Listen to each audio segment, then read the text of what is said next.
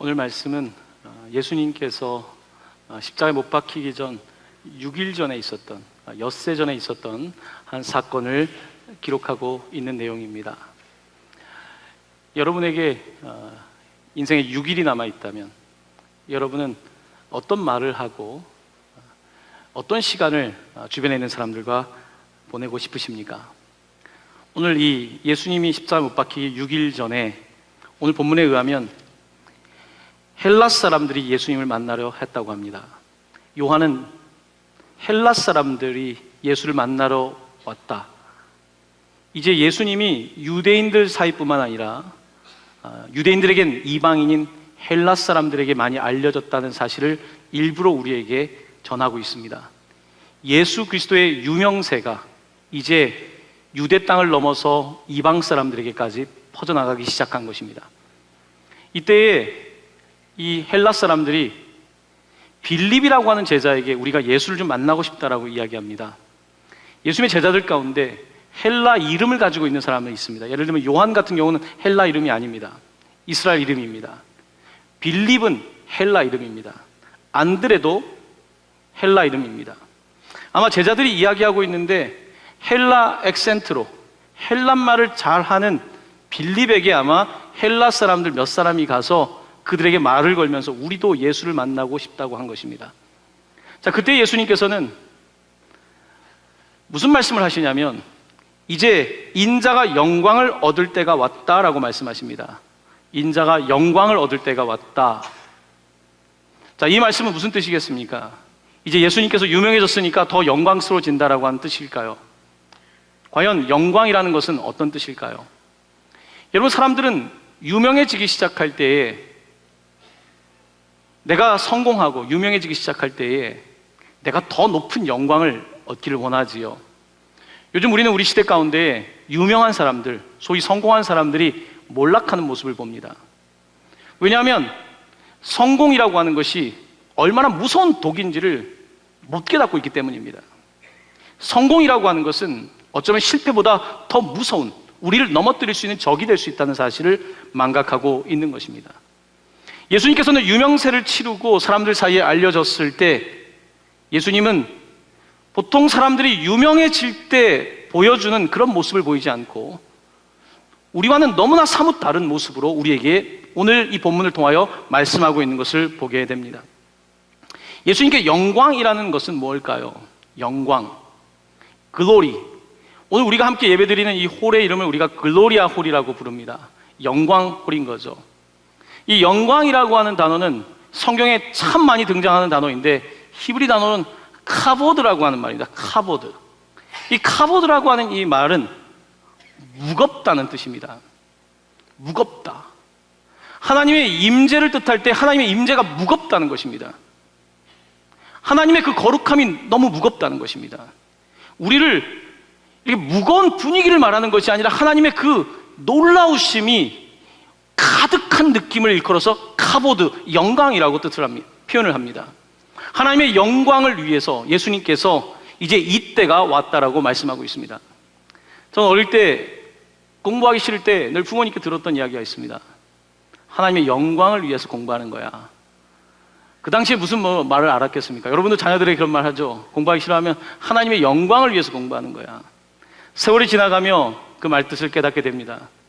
하나님의 영광을 위해서 공부한다는 것, 하나님의 임재를 드러내기 위해서 공부한다는 것, 지식을 갖는 이유가 이 지식으로 내가 성공하는 목적이 아니라 하나님의 영광을 위한 것, 주기 위하여 지식을 습득하는 것, 내가 물질을 얻는 이유가 내 성공을 위해서가 아니라 하나님의 영광을 위해서 물질을 얻는 것, 바로 이것이 예수님의 삶의 목적이었던 것을 보게 됩니다.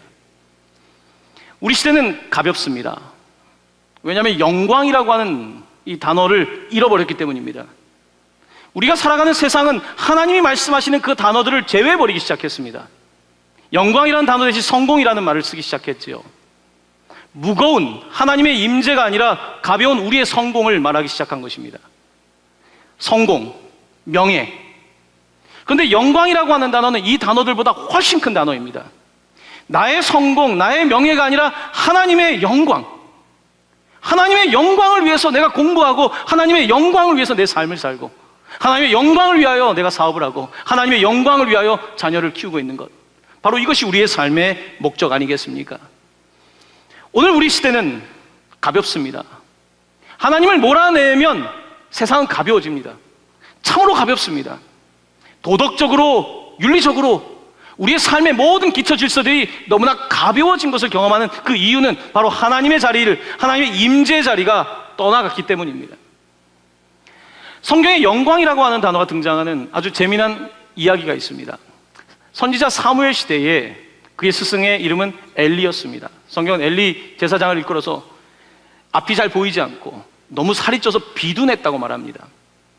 그에게는 2명의 아들들이 있었습니다. 이 아들들은요, 성전에서 종교인으로 살면서 그 이익을 누리면서 이들은 교회 안에서 재물에 손을 대기 시작했고요, 교회 안에서 당시에 성전에서 일하는 여성들을 성추행하고 성폭행하는 일을 일삼았던 아들들입니다. 이 아들들, 아버지는 이 아들들을 어떻게 할 수가 없었어요. 그런데 성경에 보면 이들이 전쟁을 치르게 됩니다. 그들을 가장 괴롭혔던, 그 당시에 가장 강력했던 종족은 블레셋 사람이었습니다. 이 블레셋 사람들과 전쟁이 있는데, 당시에 이스라엘 사람들은 전쟁에 나갈 때 언약궤를 가지고 나갔습니다. 언약궤는 여러분 잘 알다시피 모세의 율법이 들어있는 하나의 궤입니다. 당시 사람들은 언약궤를 나가면 승리할 거라고 생각했습니다. 언약궤를 미신적으로 믿은 것이죠. 여러분, 우리가 성경을 들고 다니면 사탄이 우리를 공격하지 못합니까? 성경 자체를 든다고 해서 사탄이 떠나가는 건 아닙니다. 십자가를 메고 있으면 십자가의 능력이 나타납니까? 아닙니다. 이 홈리와 비니아스라고 하는 이들은 전쟁에 나갔는데 결국은 그곳에서 자기들도 죽고 언약궤를 빼앗기고 맙니다. 신앙을 우상화시켰던 그들의 결론은 언약궤를 잃어버리는 것이었고, 그들이 모두 죽음을 맞이하는 것이었습니다. 이 두 아들의 죽음과 언약궤를 빼앗긴 이 소식을 한 종이 와서 엘리 제사장에게 고합니다. 그때 엘리 제사장은 충격을 받습니다. 아들들의 죽음과 언약궤를 빼앗겼다는 이 소식에 충격을 받고, 그가 몸집이 비둔했기 때문에 의자에서 뒤로 거꾸러져 죽게 됩니다. 그때 그 옆에 한 며느리가 있었습니다. 며느리는 당시에 임신 상태였습니다. 임신 상태에 이 남편의 안타까운 소식을 듣고 복통을 일으키게 되고, 그리고 아이를 그 자리에서 해산을 하게 됩니다. 해산을 할 때 이 여인이 이 아들의 이름을 짓습니다. 아까 제가 영광이라는 단어가 카보드라 그랬죠. 그 앞에 이자를 붙입니다. 이카봇. 우리 번역에는 이가봇이라고 되어 있습니다. 카봇은 영광이고 이는 not 혹은 no glory, 영광이 없다, 영광이 떠나갔다는 뜻입니다. 엘리 제사장이 다스리던 그 시대에 너무나 영적으로 답답한 시대였기 때문에 이 카봇, 영광이 떠나갔다, 하나님의 영광이 더 이상 머물지 않는다라고 그 아들의 이름을 지은 것을 보게 됩니다. 예수 그리스도는 가벼운 세상에 오신 것입니다. 이가봇, 하나님의 영광이 떠난, 사람들이 대단한 이야기를 하는 것 같지만 화려해 보이지만 아무것도 아닌 가벼운 세상에 주님께서는 오셔서 내가 이 땅에 온 이유는 하나님의 그 무게를, 하나님의 임재의 그 무게를 드러내기 위해서 오셨다고 말씀하고 있는 것입니다. 자, 그러면서 예수님께서는 하나님의 영광이 나타나는 시간, 지금까지 계속해서 하나님의 영광을 위하여 살아오셨는데, 그의 공생의 마지막 죽기 전 6일 전에 이제 하나님의 영광의 가장 절정 클라이막스에 오게 됐다. 이제 하나님의 영광이 가장 분명하게 드러날 텐데, 그 사건은 바로 자신의 죽음이라고 말씀하고 있는 것입니다. 하나님의 사랑이, 우리는 이 정도인지 알았어요. 아, 그냥 하나님 우리 사랑하시는구나. 근데 십자가에서 예수님께서 우리를 위하여 죽으실 때에 그의 영광은, 그 무게는, 사랑의 무게는, 우리를 구원하신 하나님의 마음의 무게가 어마어마하게 나타나게 되는 것입니다. 바로 영광, 나는 바로 아버지의 영광을 위해 왔다고 하시며, 바로 이제는 십자가를 져야 된다고 스스로 말씀하고 계신 것입니다. 오늘 예수님께서는 이 땅에 온 목적에 관하여 분명하게 말씀하십니다. 여러분은 어떤 목적을 위하여 살고 있습니까? 성공이 목적입니까? 근데 그 성공이 너무 가볍진 않습니까? 내가 명예를 얻는 것이 목적입니까? 근데 그 명예가 너무 가볍지 않습니까? 하나님께서 우리에게 무게 있는 삶을 요구하고 있는 것입니다. 거룩의 무게, 거룩한 사랑의 무게, 이 삶으로 우리가 헌신할 것을 요구하고 계신 것입니다. 요한은 끊임없이 영광이라는 단어를 그의 복음서에서 계속해서 말하고 있습니다.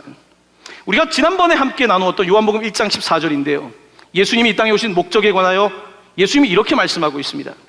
요한복음 1장 14절 말씀입니다. 제가 여러분께 봉독해 드립니다. 말씀이 육신이 되어 우리 가운데 거하심에 우리가 그의 영광을 보니 아버지의 독생자의 영광이요 은혜와 진리가 충만하더라. 아멘. 예수님은 지금 영광 가운데 나타나셨습니다. 왜 요한이 영광이라는 단어를 많이 쓰는지 그 이유가 있습니다. 당시 요한이 요한복음을 기록할 때는요, 예루살렘 성이 로마에 의해서 무너지고 성전이 없던 때입니다. 이스라엘 사람들은 성전만 바라보고 살았어요.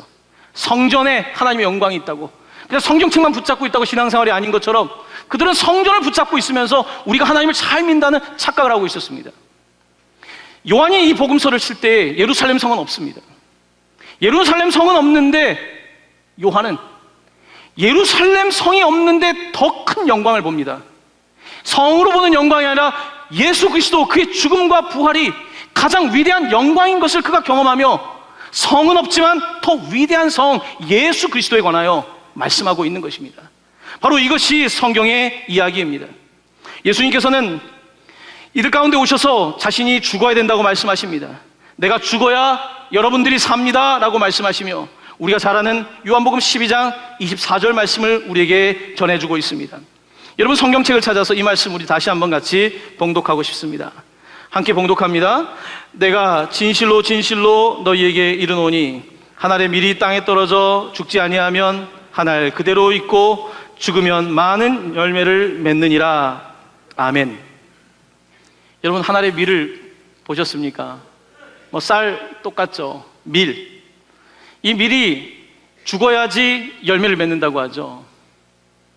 이 밀이 아주 적당한 온도에 약 40일 정도 있으면 이 밀이 싹을 튼다는, 제가 그런 자료를 읽게 되었습니다. 한 알의 밀이 아주 확실하게 죽기 위해서 자기 자신을 내어줄 때에, 겨울에는 밀이 안 됩니다. 딱 그 온도에 자기 자신을 내어줄 때에 이 밀에서 생명이 싹트게 되는데, 예수 그리스도는 말씀하고 있는 것입니다. 이제 이 때가 되었다. 이제 하나님의 영광이 나타날 바로 생명이 싹틀 그 시간이 되었다. 그리고 이 생명이 싹트기 위해서는 바로 죄 없는 이, 죄가 없는 예수 그리스도의 죽음만이 이 세상 가운데, 세상의 생명으로 가득 차 있는, 인간의 육체로 가득 차 있는 이 세상 가운데 예수의 생명이 곧 우리의 생명임을 말씀하시며 그 자신의 죽음으로 많은 열매를 맺겠다고 말씀하고 있는 것입니다. 예수님은 우리에게 생명을 주기 위해 오셨습니다. 제가 설교 때 자주 말씀드리지 않습니까? 우리 카페 이름이 조에입니다. 조에, 생명이란 뜻입니다. 이 단어는 여러분 어디에서도 찾을 수 없는 단어입니다. 조에, 하나님께서 주신 생명이란 단어. 이 단어와 함께 대조되는 단어가 우리가 생물학에서 말하는 바이올로지, 바이오스입니다. 사람들은 바이오스라고 하는 말은 압니다. 생물학에 대해서 압니다. 하지만 생명이 무엇인지에 대해서 사람들은 모르고 있습니다. 기껏해야 내 생명, 이 지키기 위해서 살아갑니다. 바이오스인 거죠. 어떻게 하면 더 잘 먹을 것인가? 어떻게 하면 잘 살 것인가? 바이오스, 우리의 이 땅에서 생존을 위하여 살아가는 우리들을 위해서 예수님께서 오셔서 조에, 우리에게 영원한 생명을 허락해 주신 것입니다. 예수님은 그 생명을 주셨고 그 생명을 경험하기 위해서 우리에게 오셨다고 말씀하고 있는 것입니다. 하지만 예수님도 이 죽음 앞에서 조금의 마음이 힘드셨나 봅니다. 오늘 27절 28절에서 예수님께서는 이렇게 말씀하십니다. 이 말씀 제가 읽습니다. 지금 내 마음이 괴로우니 무슨 말을 하리요? 아버지여, 나를 구원하여 이때를 면하게 하여 주옵소서. 그러나 내가 이를 위하여 이때 왔나이다. 아버지여, 아버지의 이름을 영광스럽게 하옵소서. 아멘. 예수님께서는 아버지의 이름을 부릅니다. 아버지, 내가 이때를 위해 왔습니다. 3번씩 부르며 내가 온 목적은 아버지의 영광입니다. 이 갑옷 같은 하나님의 영광이 없는 세상 가운데 도무지 사람들은 오직 먹고 사는 일에만 관심 있는 이때에 하나님께서 나를 보내주셔서 이 땅 가운데 하나님의 영광 무게를 드러내게 하셨습니다. 예수님은 이렇게 기도하고 있는 것입니다. 사랑하는 성도 여러분, 오늘 우리는 사순절 5번째 주일을 지납니다. 그런데 이 사순절이 얼마나 큰 선물인지 아십니까? 우리는 오늘 죽음에 대한 이야기를 합니다. 여러분, 세상에 나가면 누가 죽음에 대한 이야기를 합니까? 살기도 바쁜데요. 죽음에 대한 이야기를 하지 않습니다. 하지만 우리는 40일 동안 예수의 죽음에 대한 이야기를 합니다. 여러분, 이게 얼마나 큰 선물입니까? 저는 여러분에게 늘 말씀드렸던 것처럼 제가 목회의 길을 걷게 된 가장 결정적인 계기는 제가 병원에서 죽는 사람들을 목회할 때였습니다. 죽는 사람들, 그들을 2년 동안 함께 보면서 목회하면서 저는 내가 목회를 해야 되겠다는 생각을 하게 되었습니다.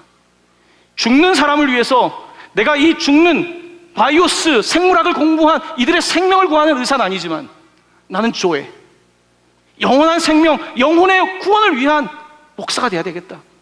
그때 목사가 되었다는 확실한 경험을 하게 되었습니다. 저를 목사가 되게 한 것은 죽음이라고 하는 스승 때문이었습니다. 죽음을 생각할 때 사람은 성숙해지죠. 죽음은 우리 모두를 진실하게 합니다.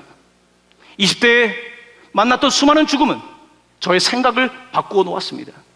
우리가 사순절을 해마다 겪습니다. 사순절 때마다 우리는 예수의 죽음을 이야기합니다. 이것이 얼마나 큰 선물인지 모릅니다. 이 선물 덕분에 우리는 그 예수의 죽음을 통해서 우리의 인생을 다시 보게 되는 것입니다. 예수의 죽음은 우리에게 놀라운 선물이지요. 죽음에 대해서 요즘 이야기하는 우리나라에 아주 훌륭한 분이 계십니다. 여러분 잘 아시는 이어령 씨입니다. 그게 타이틀만 해도 열 몇 가지를 붙일 만큼, 그가 사용하는 언어가 몇 개입니까? 이어령 씨. 그가 요즘 죽음에 대해서 이야기합니다. 그가 요즘 암에 걸려서 그도 싸우고 있거든요. 이어령 씨는 젊은 날 무신론자였습니다. 그랬던 그에게 딸이 있습니다. 딸의 이름은 이민아입니다. 여러분 잘 아시죠? 이 이민아라고 하는 딸은 참 똑똑한 딸이었습니다. 머리가 좋고요, 아주 스마트했고, 그래서 미국에 가서 로스쿨을 졸업하고 미국 사람들도 들어가기 어렵다는 검사가 됩니다. 하지만 그녀에게 아픔이 있었습니다. 2번의 이혼이 있었습니다. 자녀 가운데 한 명은 자폐로 고통을 겪었습니다. 이와 같은 상황 속에서 이 이민아 목사, 이제 검사가 아니라 주님의 생명을 위한 삶을 살기로 목사가 됩니다. 목사가 되어서 주를 위해 헌신하는데 이 이민아 목사는 본인이 또 암에 걸리게 됩니다. 자, 그런데 이 과정 속에서 놀라운 일이 벌어집니다. 평생을 무신론자로 살았던 아버지가 딸이 죽음을 경험하는 모습을 보면서 이 아버지가 무신론자에서 그리스도인으로 바뀌게 됩니다. 그러면서 그가 쓴 책이 지성에서 영성으로라고 하는 책 아닙니까? 최근에 이어령 교수가 자기가 암과 싸우면서 죽음에 대하여 인터뷰를 한 내용이 있습니다. 여러분께 이어령 씨의 목소리로 잠시 그의 죽음관에 대해서 말씀을 드리고 싶습니다. 죽음은 어떤 모습으로 어떻게 다가오고 어떤 발자국 소리로 오는가, 100마디 말은 소용없는 거예요. 유일하게 죽음에 대해서 생각하는 게 과학이 생각해줘요, 정치가 생각해줘요, 경제가 생각해줘요. 한 번밖에 없는 가장 큰 사건이 죽음이야. 탄생이고 죽음이야. 탄생할 때는 예정된 거예요. 어떤 사건이 죽음 이상으로 크겠어요? 모든 게 다 사라지는 거예요. 그러니까 나의 종교는 시작하는 거예요. 지금 그거 맞닥뜨려 버린 거예요. 거기에서 우리 딸은 훌륭히 그걸 해냈어. 정말 암이 있었으면 숨었을 거예요. 왜? 전혀 두려워하지 않고 죽기 직전까지 1시간, 2시간씩 교회에서 이거 하고. 그렇기 때문에 암이 우리 딸을 정복 못했죠. 죽음은 그의 신앙의 한 에피소드에 지나지 않는 것이 됐고, 오늘도 내 딸을 기억하는 사람들은 처참하게 처절하게 말라서 끝까지 고사해서 그 처절하게 죽어가는 모습이 아니라 하나님의 신부라고 그 빛나는 얼굴로 교단에 서서 그의 마지막 얼굴이요. 암도 못 보신 거예요. 그의 사랑과 신앙. 그렇기 때문에 내가 용감하게 닥쳐봐야 알지만 아직은 초연하게 내 글 쓰고 할 거 다 하고 마치 영원히 사는 사람처럼 살고 있는 거예요. 그래서 내가 줄 수 있는 말은 살려고 거짓말하고 돈 벌려고 거짓말하는 거지, 죽는 사람이 거짓말하는 법은 없어. 그래서 유언이 진실한 거예요. 살아있을 때부터 유언하듯이 말을 했으면 얼마나 좋았을까. 많은 거짓말 했잖아요. 죽음 앞에서는 거짓말 안 해요. 그래서 내가 지금 말하는 것은 그 죽음에 대한 것에 대한 유일한 해답을 되든 안 되든 죽음에 대한 해답은 종교밖에 없다. 오늘 우리가 함께 읽고 있는 요한복음은 예수님의 유언을 가장 많이 담고 있는 책입니다. 요한복음 여러분 오늘 12장을 읽고 있는데요, 13장부터 17장까지가 예수님의 유언에 해당되는 말씀입니다. 요한은 말씀이 육신이 되어 이 땅에 오셔서 자기의 삶으로 말씀하셨던 예수님, 그가 마지막 그 시간 동안 주었던 그 말씀을 정말 놀랍게 기록하고 있습니다. 여러분, 이효령 씨의 말처럼 내가 내일 죽는다면 거짓말을 하지 않겠죠. 하지만 우리는 살기 위해서 거짓말을 하고 살기 위해서 속이고 그렇게 살아가는 부족한 인생들이겠지요. 예수님은 이 땅에 오셔서 처음부터 이효령 씨가 말한 것처럼 유언하듯이 사셨습니다. 그의 말은 진리이니까요. 진실한 말을 하셨습니다. 그는 말과 행동이 다르지 않기 위해서 최선을 다했습니다. 그의 행동이 또한 말이었고 유언이었습니다. 우리는 예수를 일컬어 메시아라고 부릅니다. 그리스도라고 부릅니다. 세상에 어떠한 사람에게도 보지 못했던 하나님의 아들의 모습을 우리는 그에게서 봅니다. 죽음은 우리에게 가장 위대한 스승입니다. 죽음을 이해하지 못하고 삶을 이해한다는 것은 거짓말입니다. 양을 이해하려면 음을 알아야 되는 것처럼 음을 알려면 양을 알아야 되고, 인생을 알기 위해서는 반드시 죽음을 알아야 합니다. 안타까운 것은 우리가 살아가는 시대의 사람들은 더 이상 죽음을 말하지 않습니다. 이제 죽음을 볼 수 있는 곳이 없습니다. 3.1장 하는데 그곳에 가서 잠시 보는 것이 다겠죠. 우리 곳곳에 무덤이 안 보이지 않습니까? 동강교회 뒤편만 해도 무덤이 있었는데요. 날마다 현실 속에서 죽음을 보게 했는데 대한민국 사회는 죽음을 다 바깥으로, 다 구석으로 내어보냈죠. 그리고 우리의 문명을 만들어버렸죠. 대단한 산업사회를 만들었고 가장 뛰어난 IT 강국을 만들었지만, 문명의 가장 슬픈 부분은 죽음을 이해하지 못하는 문명이라는 것입니다. 죽음을 이해하지 않을 때 인간은 가벼워질 수밖에 없습니다. 죽음을 이해하지 못할 때 우리가 살아가는 세상은 극도로 가벼워지고, 그 극도로 가벼움은 인간의 본성을 해치고 우리가 서로에게 부담이 되는 존재가 되게 하는 것입니다. 예수님이 이 땅에 오셔서 죽으셨습니다. 죽기를 살기처럼, 살기를 죽기처럼 예수는 그렇게 사셨습니다. 그리고 우리에게 말씀하고 있는 것입니다. 막 달려가지 말고 가고 싶은 대로 갈 것이 아니라 바로 예수의 죽음을 통해서 삶이 무엇인지 이해하고 Follow me, 나를 따라오라고 말씀하고 계신 것입니다. 사랑하는 성도 여러분, 우리 교회도 죽었다가 죽음 앞에서 살아나신 분들이 있지요. 삶이 다르답니다. 중독에 빠진 사람들에 대한 저는 이야기를 좀 알고 있습니다.